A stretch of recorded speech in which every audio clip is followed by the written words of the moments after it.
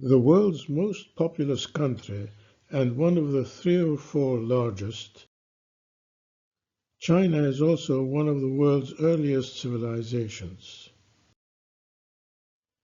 Early Chinese had invented papermaking, printing, the compass, and gunpowder, and remained a foremost economic power from the 1st to the 19th century. After a series of ups and downs over some 40 centuries, due to devastating invasions as well as internal turmoil, China is today a one-party socialist republic and the world's fastest-growing economy. A Chinese variant of Buddhism, incorporating Confucian concepts with little reference to a god, such as do not do to others what you do not want done to yourself, had flourished in China until the advent of communism. Today, 1/5 of the population still believes in Buddhism, while 3/4 claim to be of no religion. The government, too, claims state atheism. Let us start our visit of China at its capital, Beijing, which counts today more than 21 million residents who no longer need protection from nomadic groups provided over the centuries by the nearby Great Wall. The wall, built by forced laborers who would die on the site, connected fortifications erected by successive dynasties. It had watchtowers for the control of immigration and imposition of taxes on trade along the Silk Road. Extending over 12,000 miles, it came to be known as the longest cemetery in the world. The claim that the wall can be seen from the moon remains to be proven. But it is also claimed that a wedding picture made on the Great Wall is a promise of a long-lasting union. Tiananmen Square, or Gate of Heavenly Peace, at the center of Beijing, is surrounded by major monuments at the entrance of the Forbidden City. The mausoleum of Mao Zedong, chairman of the Communist Party during 30 years until his death in 1976, whose status was elevated to that of an infallible heroic leader, is a highly popular attraction, though millions of Chinese had died from famine as a result of his Great Leap Forward campaign. The Xian Gatehouse, where the file of people seeking access to the mausoleum starts, was the tallest gate of the capital city. Located in front of the Great Hall of the People, the meeting place of Chinese legislature and of the Communist Party, the monument to the people's heroes, where photographing and filming are prohibited, is dedicated to veterans of the numerous Chinese wars. Though not of the 1989 Tiananmen Square protests led by students, which saw the death of several hundreds and maybe several thousands. The Forbidden City, thus named because access used to be allowed only to the emperors, their concubines, and their servants, is a palace complex at the center of Beijing, its entrance looking on Tiananmen Square. The imperial palaces of the Ming and Qing dynasties, some 980 buildings which were the political center of China over 5 centuries, their rooftops in the royal color yellow, with statuettes at the corners whose numbers reflected the power of their occupants, were made into a national museum in 1925 after the last emperor was evicted from his palace. Access is no longer forbidden, even if soldiers are seen standing at various locations.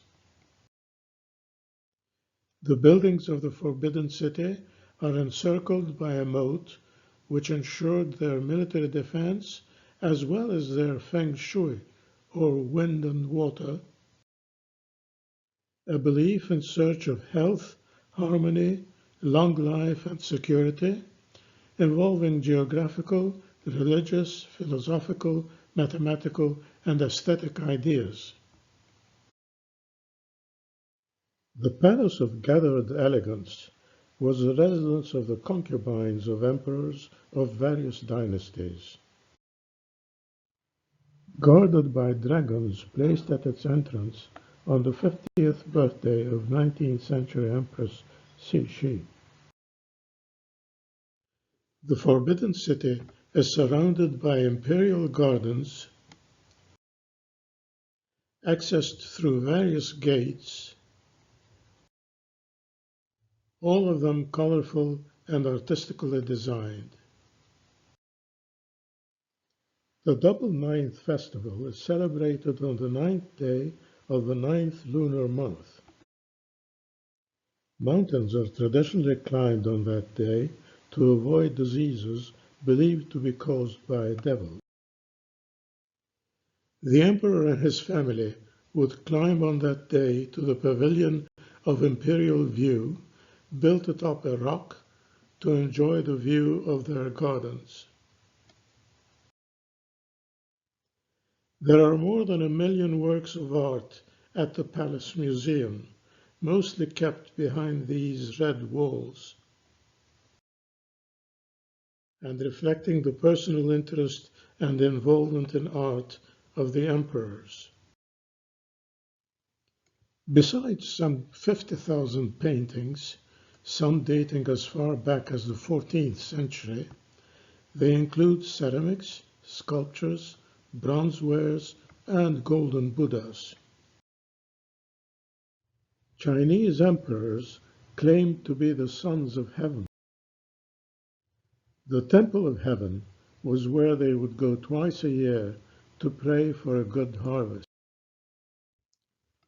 The temple's hall of prayer for good harvests is a circular building made of wood with no nails.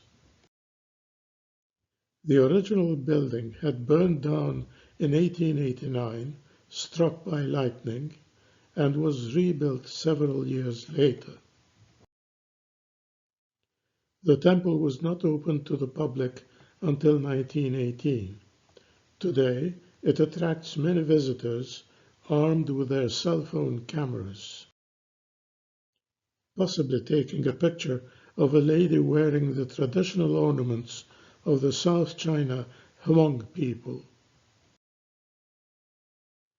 Part of the surrounding park consists of playgrounds and exercise areas used both by adults and children. The Summer Palace in Beijing suburbs was built in the 18th century both for administrative and recreational use, in accordance with the Chinese philosophy of balancing the works of man with nature. It combines a garden of good health and harmony on the shores of Cunning Lake with pavilions, palaces, and temples.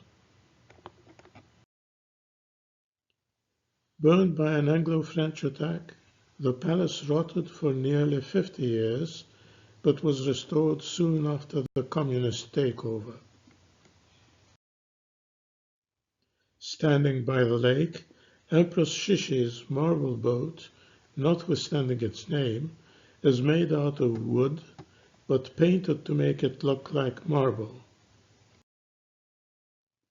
Traditional Chinese dances are also performed at the pavilion of the palace. 13 emperors of the Ming dynasty and their concubines, were buried in a royal necropolis 30 miles northwest of Beijing, where calligraphers can still be seen writing a name inside a porcelain cup. The necropolis stands along an ornate 4 miles long road known as Spirit Way, accessed by foot only through the Great Red Gate and lined on both sides with statues of 24 respectful real and mythical animals and of 12 respectful civilian and military officials. Nightlife in Beijing has a variety of aspects. It is said that younger residents of Beijing have become more attracted to nightlife. However, younger does not only mean children, nightlife having earlier been allowed only to the upper class. Peking duck, the best-known dish of Beijing cuisine, has given its name to this restaurant. But food can also be bought at street stalls. Snack food of many varieties are there for you to try and enjoy. Xian, 750 miles south of Beijing, at one of the ends of the Silk Road, has a culturally significant history. Home today to multiple universities, Xi'an had become a cultural center of China 30 centuries ago. The Terracotta Army is a collection of funerary sculptures buried with the first emperor of China, Qin Shi Huang, to protect him in his afterlife. Thousands of sculptures, dating back to the 3rd century, were discovered by farmers digging a well in 1974 outside Xi'an. The sculptures were a welcome substitute for the earlier custom of burying humans sacrificed for the same purpose. The sculptures discovered in the tomb mound, now transformed into a roofed museum, include chariots, horses, and soldiers, the tallest being the generals. Each part of their bodies was manufactured separately and then assembled. The tomb of the emperor has not yet been excavated. The Huaging, that is Brilliant Palace, a famous imperial bathing pool located near the Terracotta Warriors, was built over thermal springs used for baths, but also to treat rheumatism and muscular pain. Emperors of various dynasties used to spend their winter times there with their favored concubines. All the structures around the pool, such as this gazebo, display traditional Chinese architecture. The same is true of the Mercy and Kindness Temple of Xi'an, where the Wild Goose Pagoda is located. Multilingual tapestry on its walls is an indication of the widespread interest in the temple. The pagoda's name stems from a myth that monks had stopped eating meat after a big goose that they would have liked to eat fell wounded from the sky. Praying at the temple includes burning votive candles. You can also buy there a Coke or other soft drink. You are now invited to a spectacle in Xi'an worth the visit.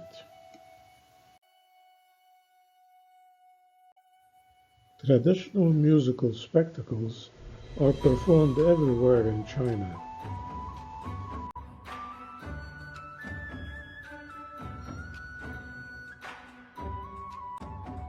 Dance had entered into an unprecedented brilliance during the Tang Dynasty, a high point of Chinese civilization from the 7th to the 10th centuries.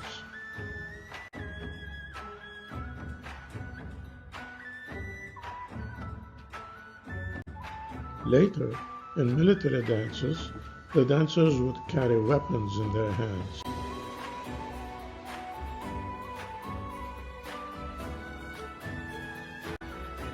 Chinese dance has its own unique ordered structure that enables dancers to fully express their thoughts and feelings with ease and grace.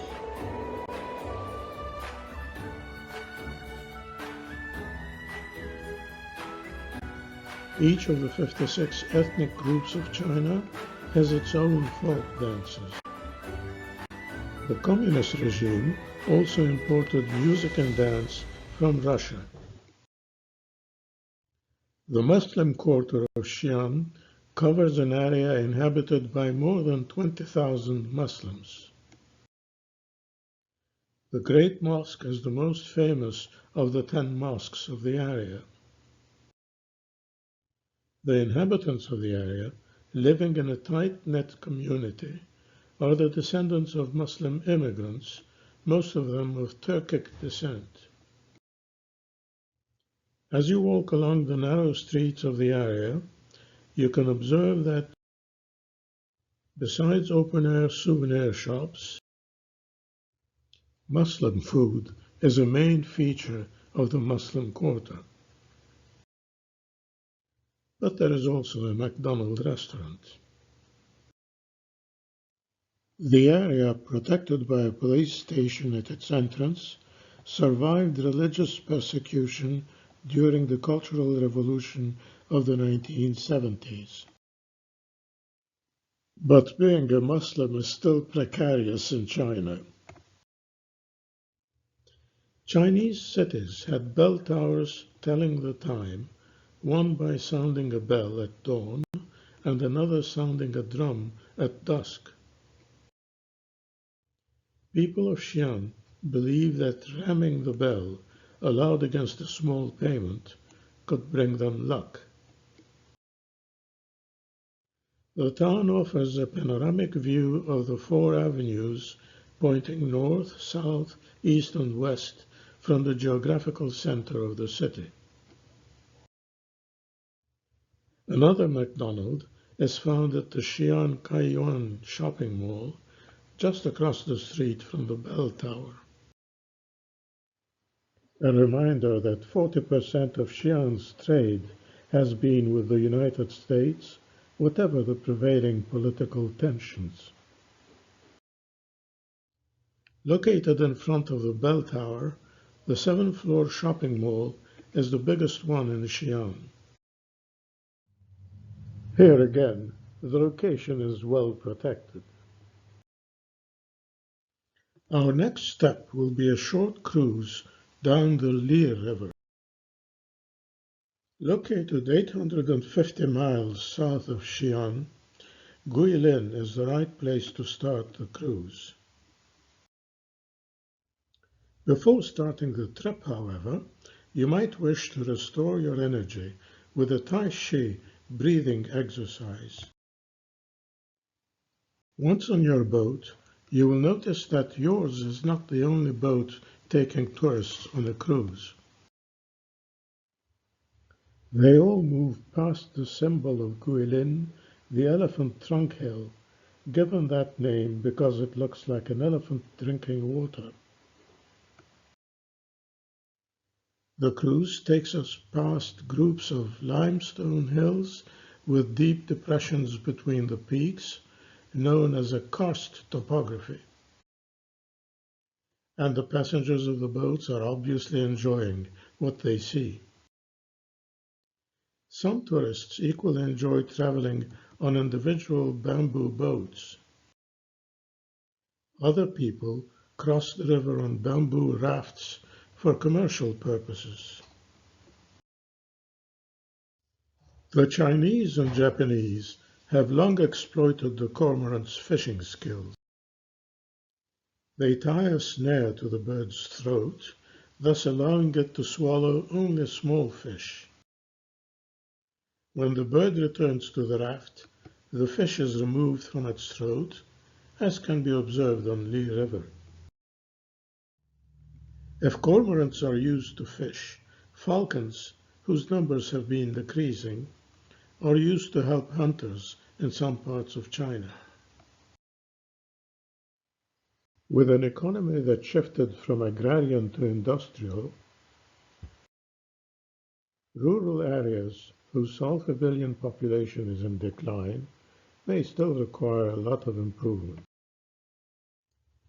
But if the elderly of those areas display some depression, village children display a lot more hope and cheerfulness.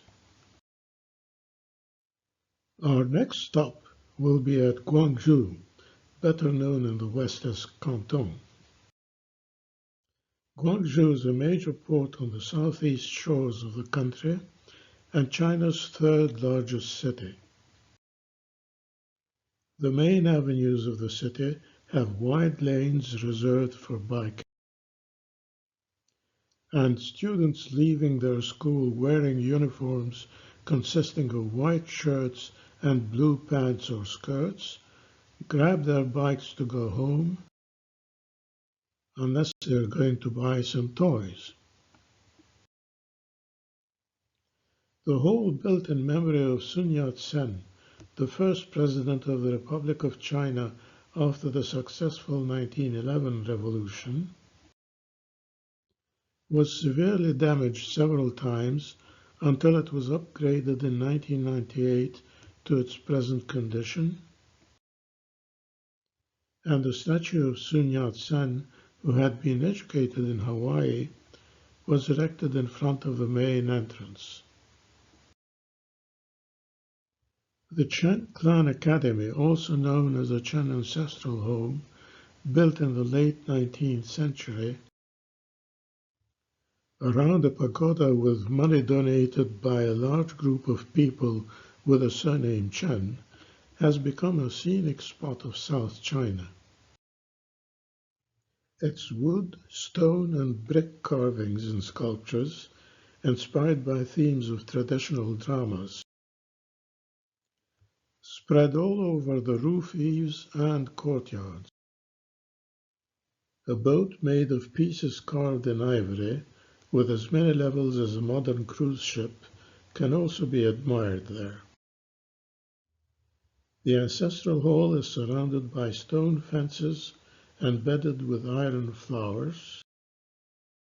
Statues found in the backyard probably carry some political message. Hong Kong is often described as a city where East meets West. Hong Kong had become a British colony in 1842 after the Opium Wars, but its sovereignty was transferred back to China in 1997. Hong Kong has become a center of modern architecture, with the world's highest number of skyscrapers, most of them along the coast of the Victoria Harbour.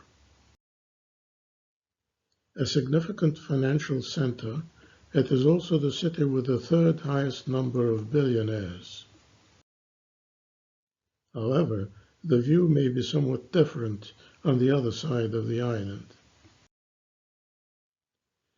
Most of the Hong Kong people of Chinese descent practice Chinese folk religions, which include the worship of local gods, along with Buddhism and Confucian and Taoist doctrines. But few historical buildings remain today in Hong Kong. Some 90% of daily trips in Hong Kong are made by public transport. Despite its small area, Hong Kong is home to a variety of sports, including traditional dragon boat racing. Hong Kong has an active nightlife, shopping that starts by daytime will drive on at nighttime. The 1,000-year-old town of Tongli On the outskirts of Suzhou and just 2 hours from Shanghai is a town known for its canals, dividing it into 7 islands. Most of its houses are built along the canals, which in old times protected the town from wars. There are 55 bridges crossing those canals, each of a different style. Local residents will cross the most famous of these bridges to celebrate a wedding or other happy moments in their lives. Tonglei's annual meeting of the immortals, who are believed to know the secrets of nature, comprises boating and rowing along the canals. Numerous boats are available for tourists to enjoy a cruise along the canals and under their bridges before stopping for a pleasant meal on the waterside. Suzhou, known for its bridges, pagodas, and gardens, is practically a suburb of Shanghai. One of the fastest growing cities in the world, Suzhou is home to multiple universities.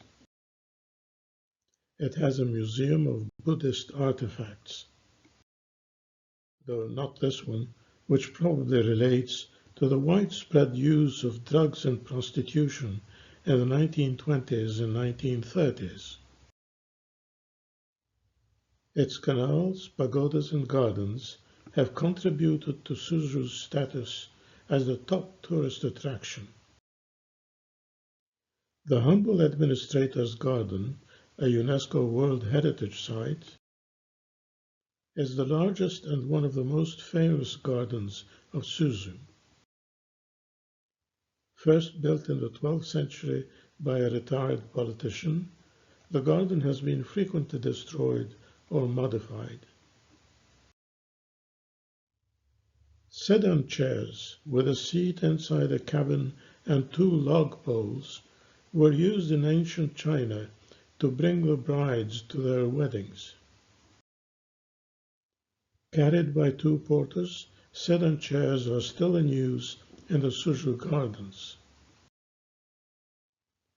As the Double Ninth Festival date approaches, a background for the festivities and festival lanterns are set up in the Suzhou Gardens.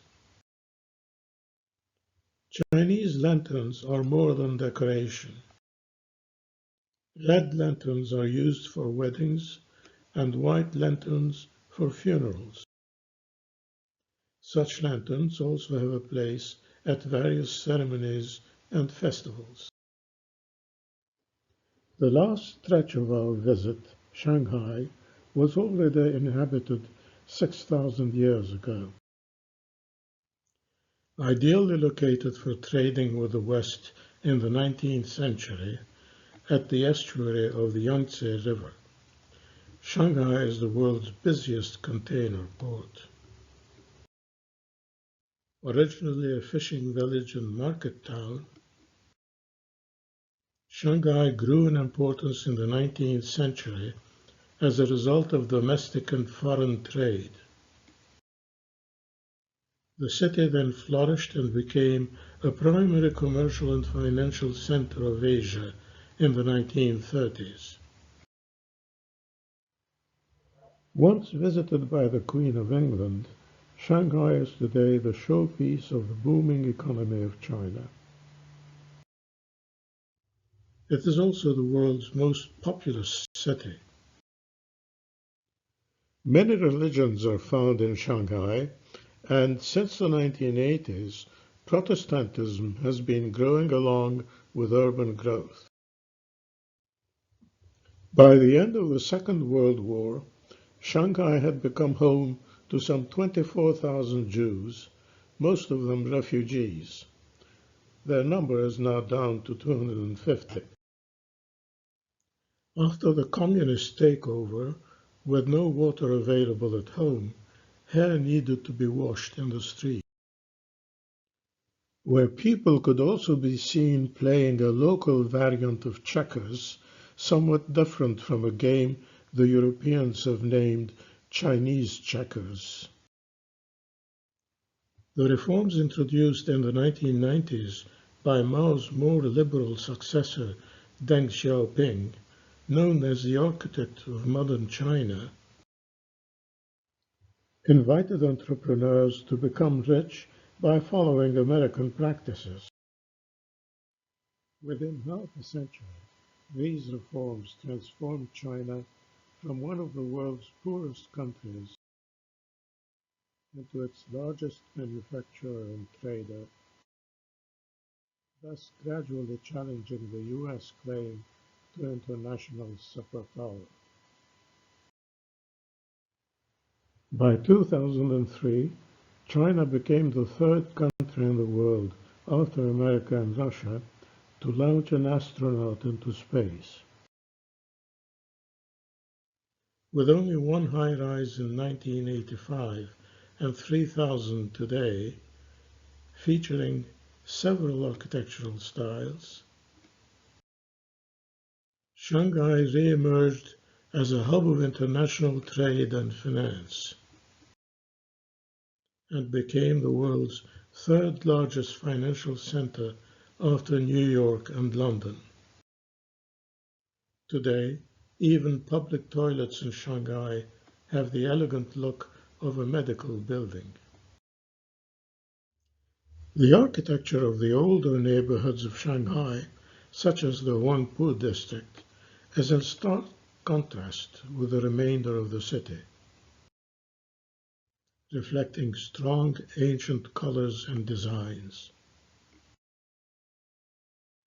In 1882, a temple was built in Shanghai to conserve two jade Buddha statues which had been brought from Burma by a monk. One of the statues shows the Buddha lying on his side, the position of repose he was assumed to have taken when he left this world for nirvana. The Jade Buddha temple is also the residence of several dozen monks. Statuettes of the god Ganesh can be seen at nearby shop windows. The Grand Shanghai Theatre is a city landmark comprising three theaters. Designed by French architects, it opened in 1998.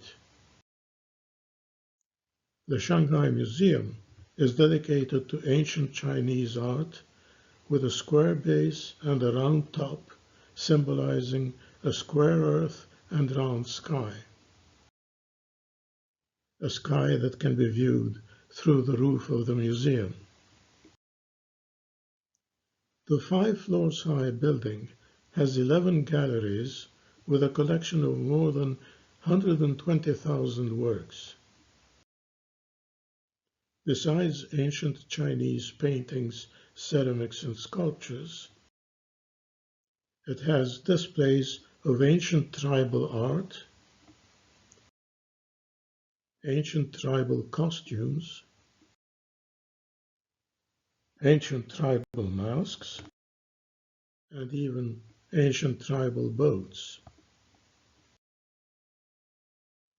The 6-mile-long pedestrian Nanjing Road is a high-demand trading center, requiring, therefore, that shops remain open even during repairs. The Brits may have left, but English, the language of global trade, still seems to prevail on shop lights.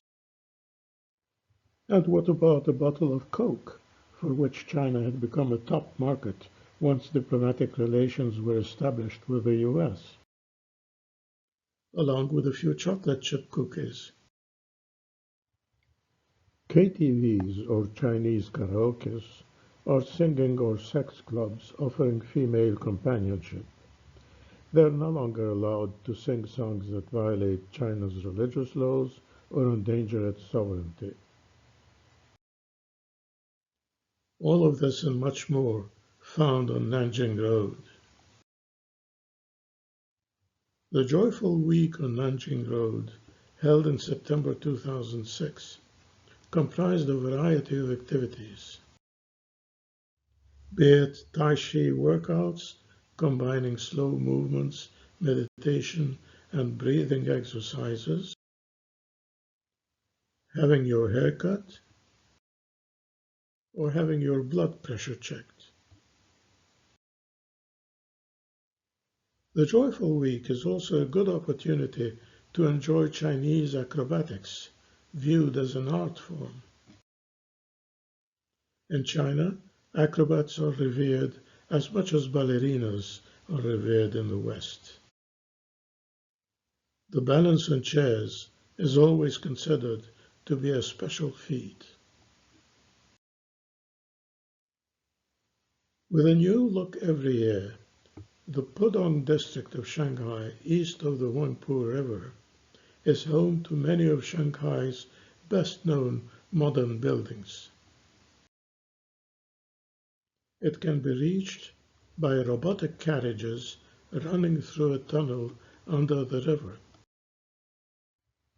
The Pudong Convention Center, recognizable by the gigantic ball at the end of the building, hosts national and international exhibitions and conferences. The Oriental Pearl radio and television tower, completed in 1994, is a distinct landmark of Pudong, especially at night when viewed from across the Huangpu River. The Superbrand Mall, right next to the Pearl Tower, combines shopping with some 70 restaurants. And finally, the Grand Hyatt Hotel, located in the upper 40 of the 93 floors of the Jinmao skyscraper, gives a final view of China's booming achievements in the Deng Xiaoping era, much of it in collaboration with European and American companies.